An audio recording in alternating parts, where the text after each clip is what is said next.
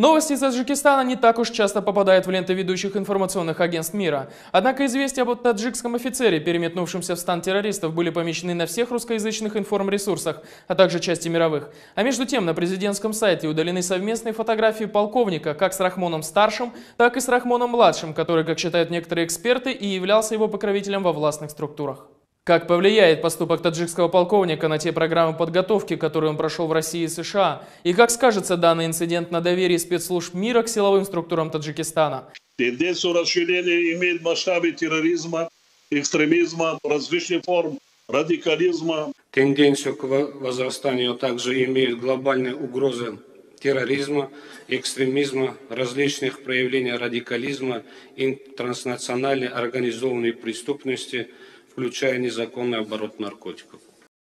سلام مردم توجیه ماجرا نقشه جامعه مردم توجیه خیلی شما ایمن درخواست کرده خیلی شما ایمن طلب کرده که من درباره اعمالی رحمان گپ زنم کی بدن اعمالی رحمان دستاوردهای اعمالی رحمان خدمت‌های اعمالی رحمان برای ملت تاجیک خدمت‌های اعمالی رحمان برای سرزمین تاجیک و برای تاجیکستان گپ زنم گوش کنید که مردم تاجیک رقمش اعمالی رحمان ای ملت توجیه نیست اعمالی رحمان توجیه نیست اعمالی رحمان یک این اگنتی خارجی های این اگنتی روس های این اگنتی بریتانس های این اگنتی خیتایی های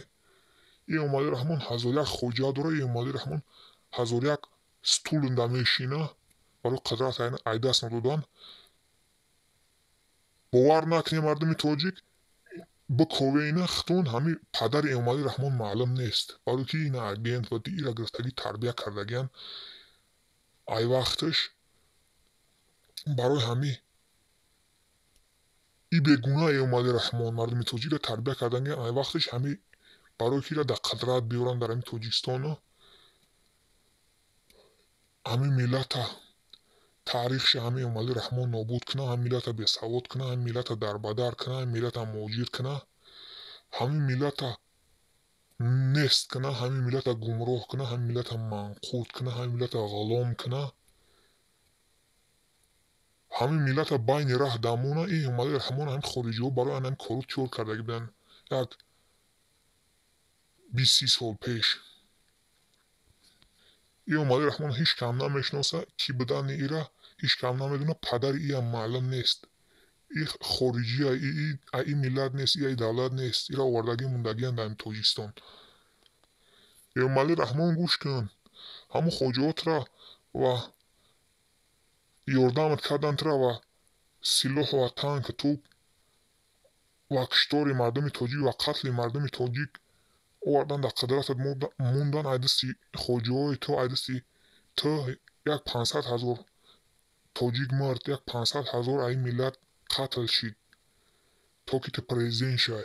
همین ترا آوردن در سر قدرت موندن اقلا 4 تنگت هم ندادن که همین یک شم کستوم خری یک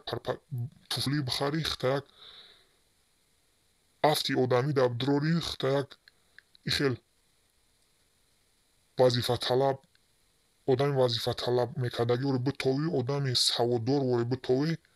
همین کار نکردن برای تو یک 4 تنگت هم ندادن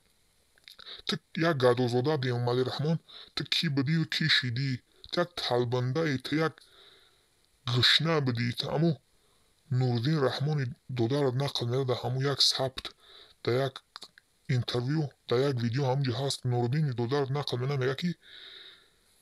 ما در آیلمون هیچ نداشتیم بخوریم ما یک گشنه یک گدازاده بودیم یک قلمفروا یا سنگاوا یا تیزاوا یا یک دوغاوا میخوردیم یک کنجوره و سبوس و جیگاری میخوردیم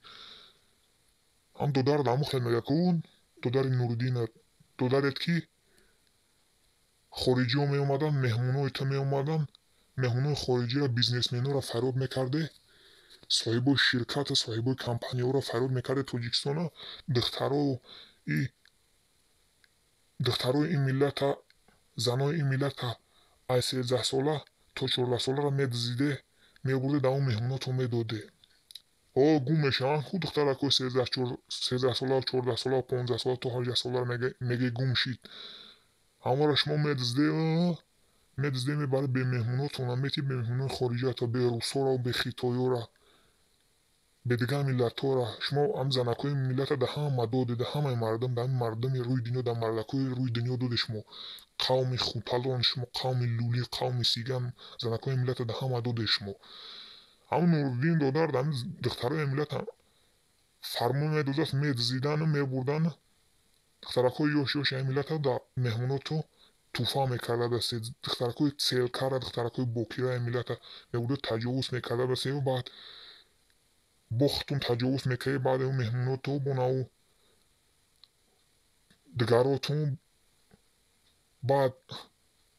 ӯ духтара ки пиздед шид мекиште қатл мекард ё да об мебурда мепартофте ё да ягон чиқари да ягон ҷарӣ мебурда мепартофте баъд мегуфте ки хича кашт и гум шид ира об бурд и коротна медуна ҳама Эмомалӣ Раҳмон и корои кормандои тра и корои ҳаромиёи тра и духтардузди и қатли ин миллат қатли занои ин миллат таҷовузи духтарои ин миллат таҷовузи занои ин миллата медона ки шумо чӣ хел ҳелақати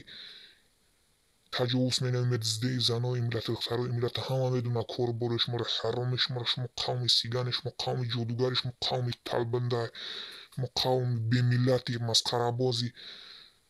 тансори тиллодуздори лоқисиқдуздори дузди ҳароми касофати хунвайрони бемиллати бедавлати вайронкор ту ҳичи надошти як гадо буди Эмомалӣ Раҳмон ту кӣ будиву имрӯз кӣ шидӣ ту як гадо будӣ меган ҳамун нодида дид рид кун ту ҳамун хел шидӣ ман дар ту ҳайрон Эмомалӣ Раҳмон гӯш кун ту як гадо омадӣ дар қудрат дар байни ҳамин миллат қавмбозию миллатчигию ҳамин гурӯҳбозию маҳалбозию ҳамин бадбинию шумбинию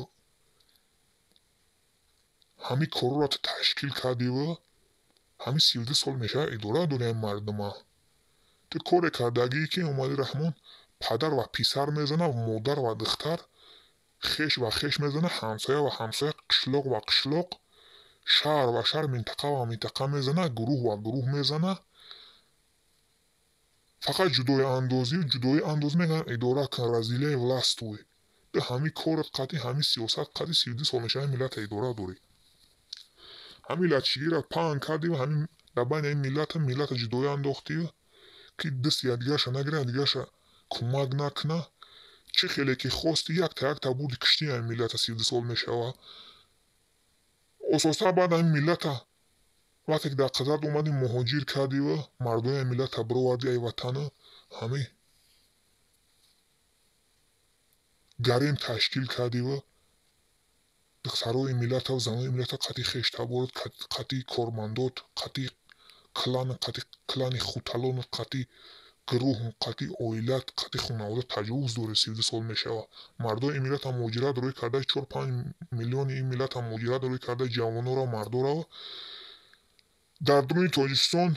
чӣ коре фурад ки айзе қатъи хештабор қатъи клану қатъи кормандои